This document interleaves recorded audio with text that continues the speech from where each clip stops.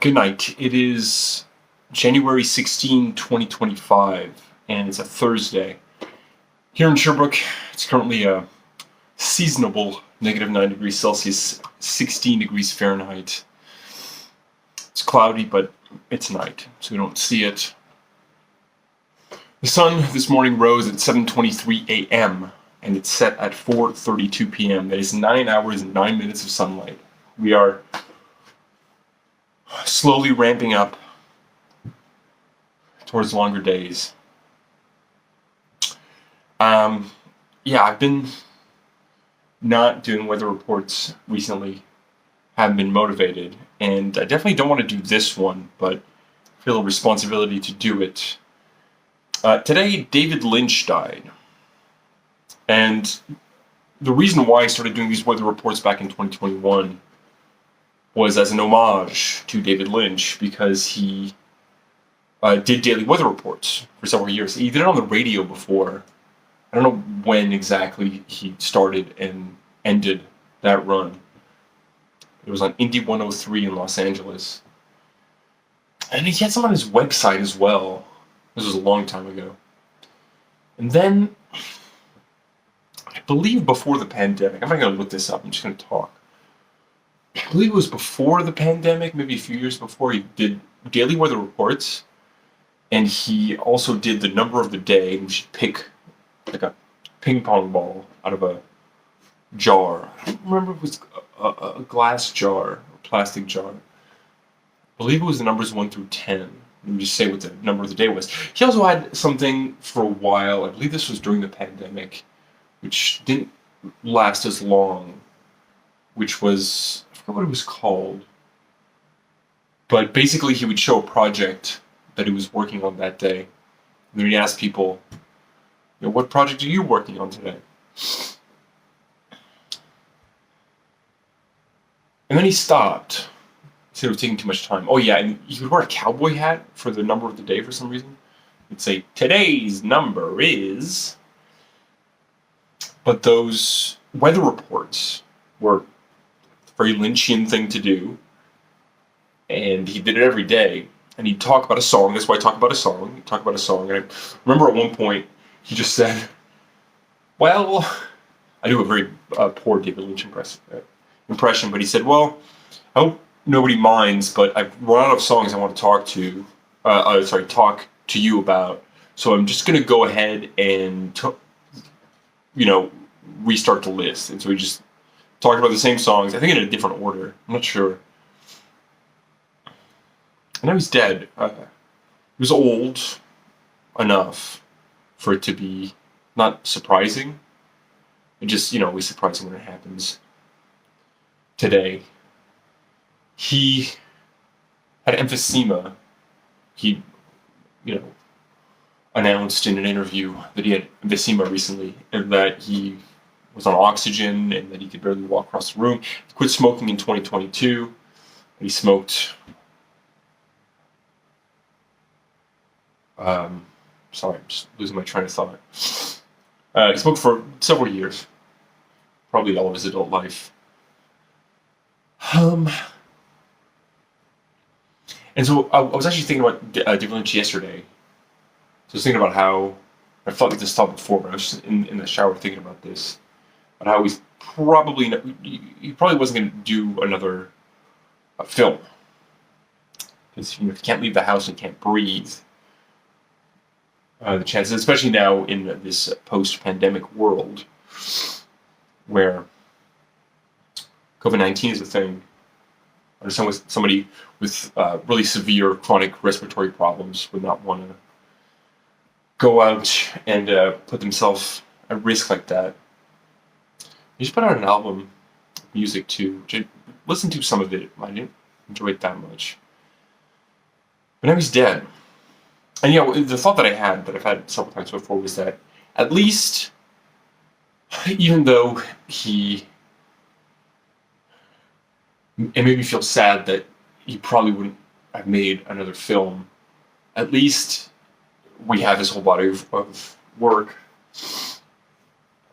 to go back on. And to me, it's something that I can't really get tired of.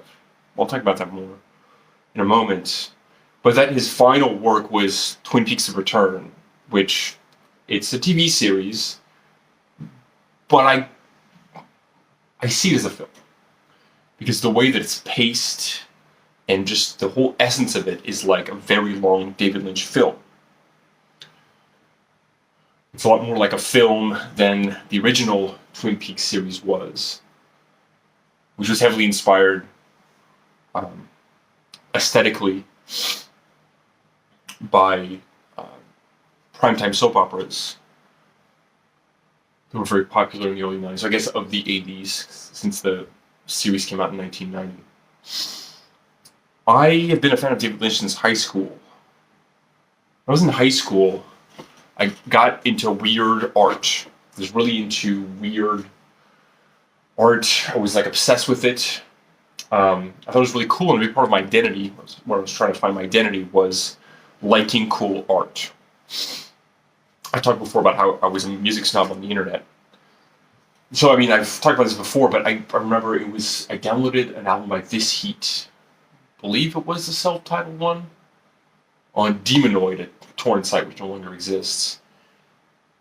And it just blew my mind. I never really heard weird experimental music before. And so then I got into weird movies. It's like unconventional, experimental. But I heard recently, I forget what this was referring to, but somebody was talking about an artist or like a piece of work. Oh yeah. It was Scott Walker. I was listening to The Drift by Scott Walker. And I watched an interview with Scott Walker, who was like a pop star in the 60s. And in the 90s, started with an album called Tilt. But even before then, he had made weirder, less conventional music. But it was in 2006 or 2007 that he put out The Drift, which is a weird fucking album. It's very, very weird. And I was rewatching some like behind the scenes footage of the recording of the album. It's just very, very precise. But it's this weird fucking music. And then he did Bish Bosh, which I think was even weirder. What a fucking weird album. Amazing, but very weird. And did some scoring work. And this final album was a collaboration with Sun, who make weird music. And this interviewer was talking to Scott Walker. This interviewer said, I've heard a lot of people call your work experimental, but it seems to me, I'm paraphrasing it, it said, it seems to me that it's not experimental at all. You're not experimenting stuff, with sounds. I mean, there's probably experimentation in the process of composing it, but this seems to be all tightly composed and exactly the end result of a very clear vision. And Scott Walker said, yes, that is correct. And so, for example, a film like Mulholland Drive I would call experimental. Because I recall I listened to an audiobook of his sort of an autobiography, but a lot of it was about transcendental meditation. He was really into transcendental meditation. And I listened to the audiobook because it has David Lynch narrating it, and I could listen to David Lynch speak forever. He's got such a beautiful voice, and it's really soothing to me to hear his voice. And he was talking about how when he was making Mulholland Drive, not Mulholland Drive, did I say Mulholland Drive? No, it's Inland Empire, his final feature film, in which he was shot digitally, and so he would just set up these digital cameras, and he'd have some ideas and tell the actors, he'd direct the film, and then he'd say, okay, just give me a few minutes, and he'd go and he'd like meditate for 20 minutes and then get back up and have new ideas. And so the film, like, of course I have absolutely no idea, I don't know if there's more information about this out there, but certainly parts of that film that were experimental, but generally speaking, I don't see it as experimental. I see it as this guy had a very peculiar mind and a very peculiar aesthetic sense, but these things were not experiments. He knew exactly what he was doing. It just wasn't what people expected. I mean, eventually, like go see a David Lynch film, David Lynch work. The only really unexpected things after a certain point in his career were his more conventional films, like The Elephant Man, which I've not seen. I've never seen The Elephant Man. And then The Straight Story, which was even more conventional, which I haven't seen either, which I will be watching. I need to fill in those gaps. And then Dune, which I haven't seen either, actually, which is still a weird movie, at least from the scenes that I've seen, but it's fairly straightforward adaptation of the novel. But a lot of it was just playing with our understanding or preconceived notions about everything, about art, about film, about storytelling, especially like about the way human beings interact with each other. So I read an article by Chuck Klosterman, who's one of my favorite authors, and I highly recommend reading Chuck Klosterman. Sex, Drugs, and Cocoa Puffs is one of my favorite books, just a series of essays and articles. And we talk about pop culture stuff, music, film, sports, but he'd often just bring it into this other perspective. He wrote this very interesting book, I believe it came out in 2017 or 2019, called But What If We're Wrong, which is really good. And it's basically, the premise is fascinating, is that if you look at history, your history is replete with moments where people, either like the majority of people or experts or whatever, have been really, really certain about the outcome of something or the way the future will look. But were then wrong, totally wrong, in ways that I guess in retrospect could have been anticipated, but there were such certainties. What he did is he took different subjects, music, film, sports, a bunch of different things, and just imagined. So like, what if we're wrong about what we think the future is going to look like, and just sort of explore alternative outcomes. It was very good. But he had this article for, I don't know, some magazine or newspaper where he followed David Lynch around a little bit when David Lynch was filming Lost Highway. And so, I don't remember exactly how he described it, but he came up with a definition of Lynchian. And gave a bunch of examples of like what's Lynchian and what's not Lynchian. But like anybody who's seen a David Lynch film will know what Lynch, except maybe if they've only seen The Straight Story or like The Elephant Man, they'll know what Lynchian is. It is this very, very specific, it's just specific in the way things look aesthetically, and the lighting, and the sound design. The sound design is so very unsettling, it's very industrial. The way people interact can be sort of stilted, and it's just not the way people usually interact. And then like the way it just like often breaks so many fundamental rules of the way the world works and the way stories work, that I mean, like I'll say this. I'm really glad that there are people on the internet who post stuff on YouTube, on forums, and Reddit, whatever, trying to like dissect what David Lynch's work means. Even in some cases, just trying to piece together the narrative. I saw recently somebody posted again. They have a YouTube channel, and they posted this image from this video that they made of just like an actual physical map of Inland Empire, because they film where like the boundaries of time and space do not follow anything resembling the conventional rules of time and space, or like what we expect. Or just, I mean, hundreds, thousands of hours of people trying to interpret. And I'm thankful for that because I have no interest in doing that. I'm not good at it. I'm not good with metaphors and symbolism. Um, but for me, that was never that important, knowing what actually happened, or like what the story actually is. Because to me, David Lynch's work has always been emotional. I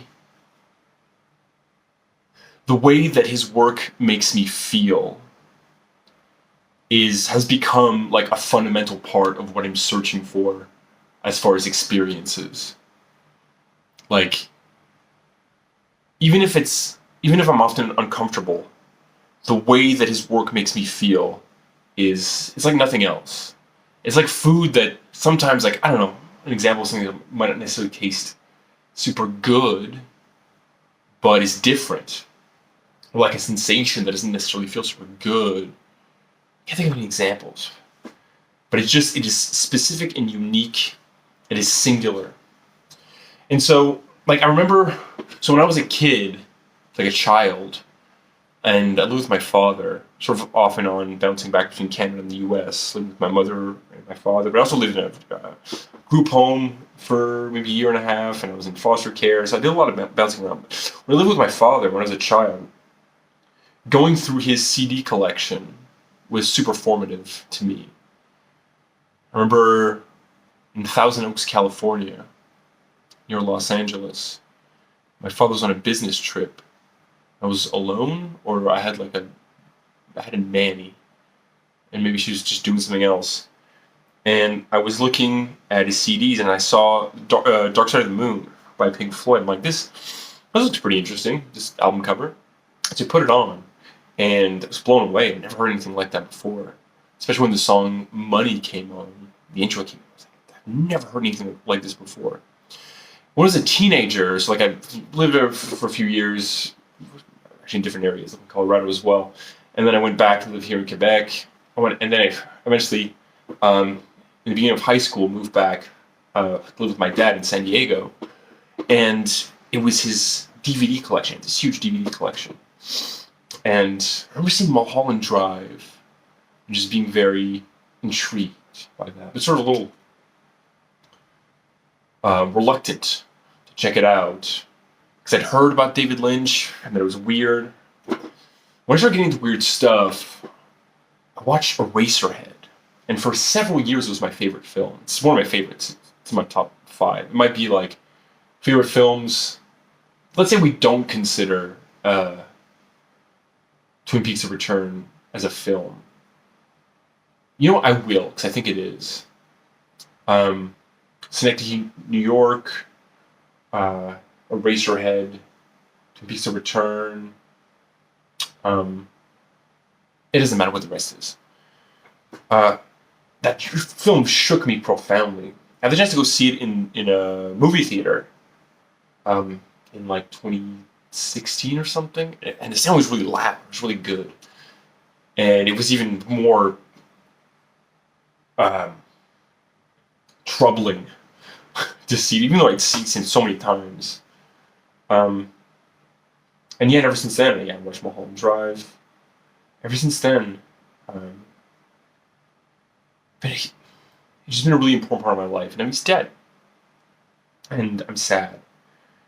And the thing is that, like, so today I had 3 friends. A friend of mine, she texted me and a screenshot of her phone with a news alert from the CBC. This, like, director David Lynch passed away today. I was like, fuck, man.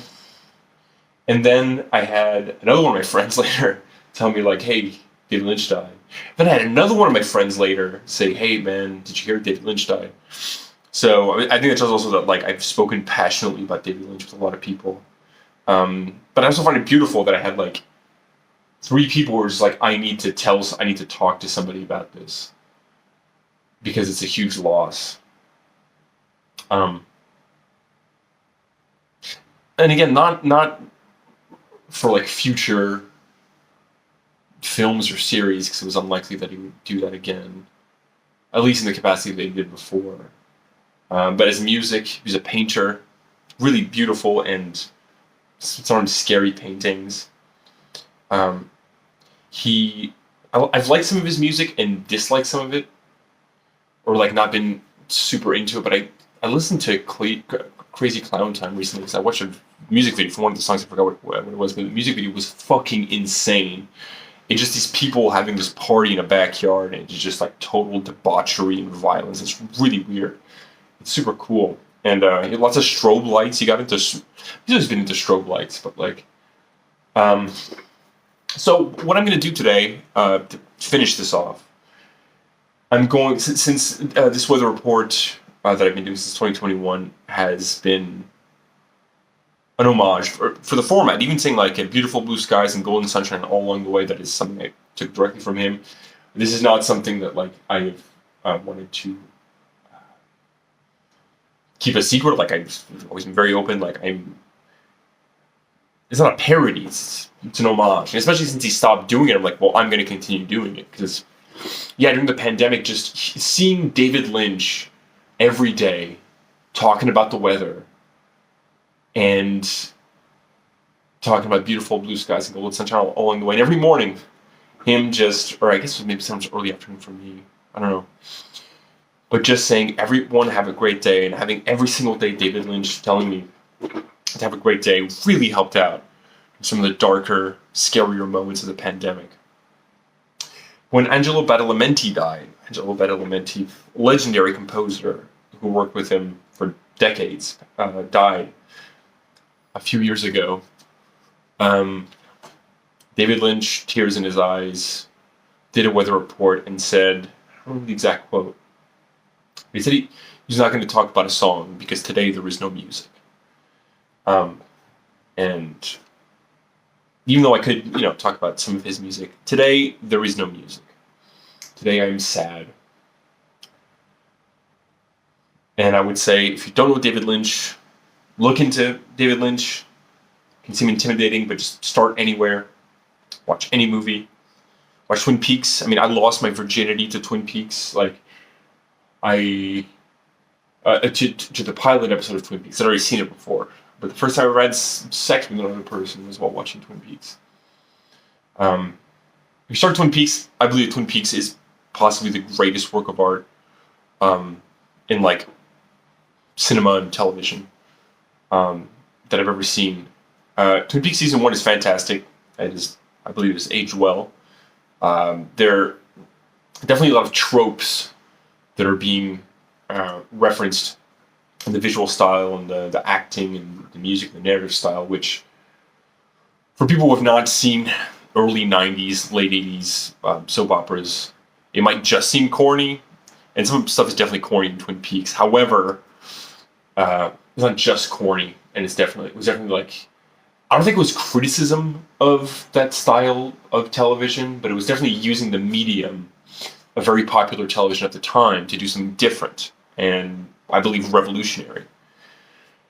But so what happened was, essentially, if you haven't seen Twin Peaks, there is this small town, and one day a body washes up on the shore.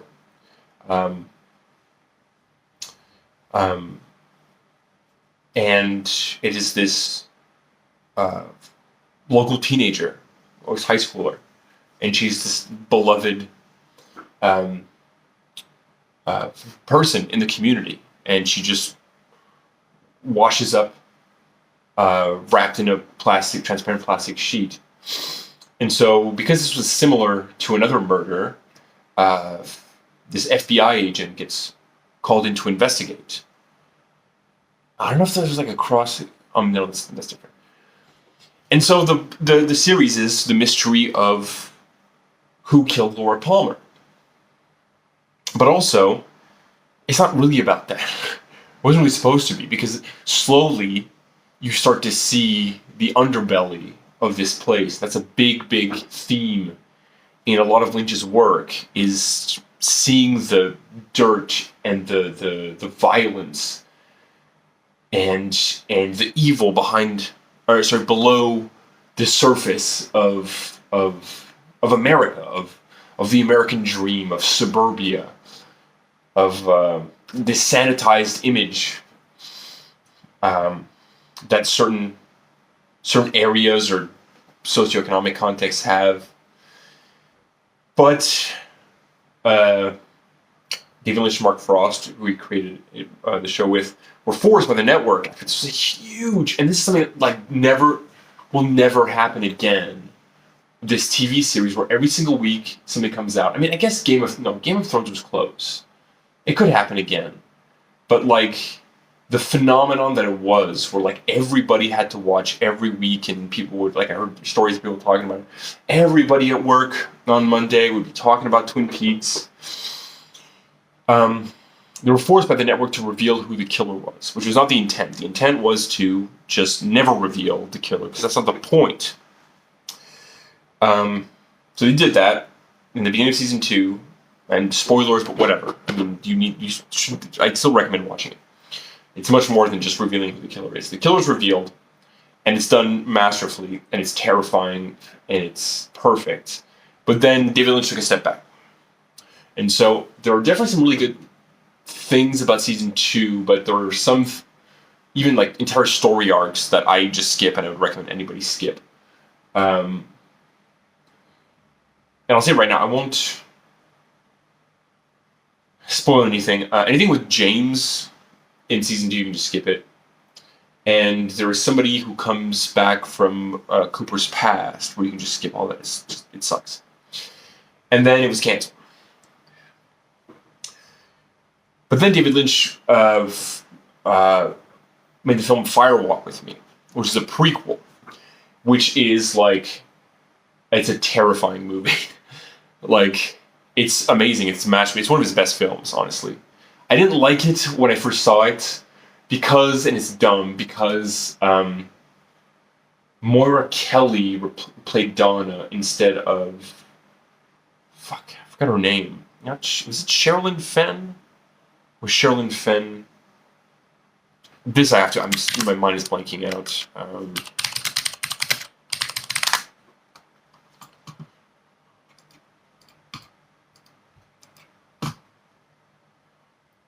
Lara Flynn Boyle.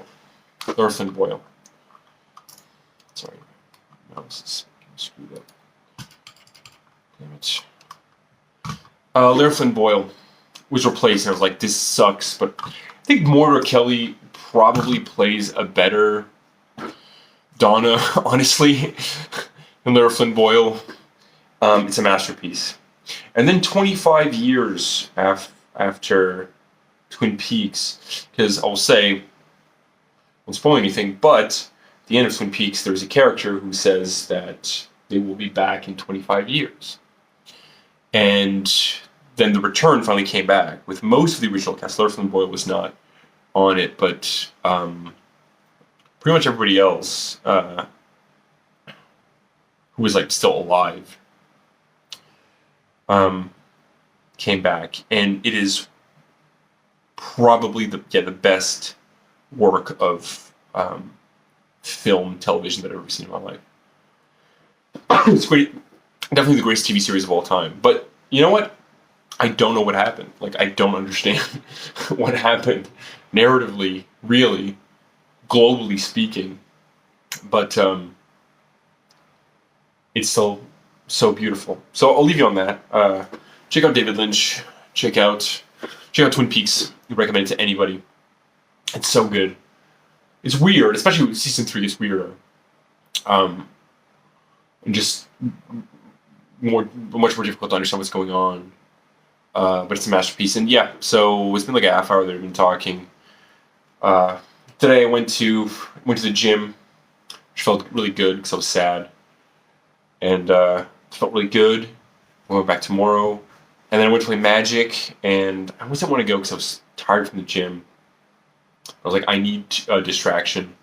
And so I went and I played and had a lot of fun. I only won the final round, but I had a lot of fun. And I played against somebody who isn't there every week, but he's a super nice guy and he's super fun to play against. And so, then the other ones I got sort of messed up with creativity, this weird like domain creativity.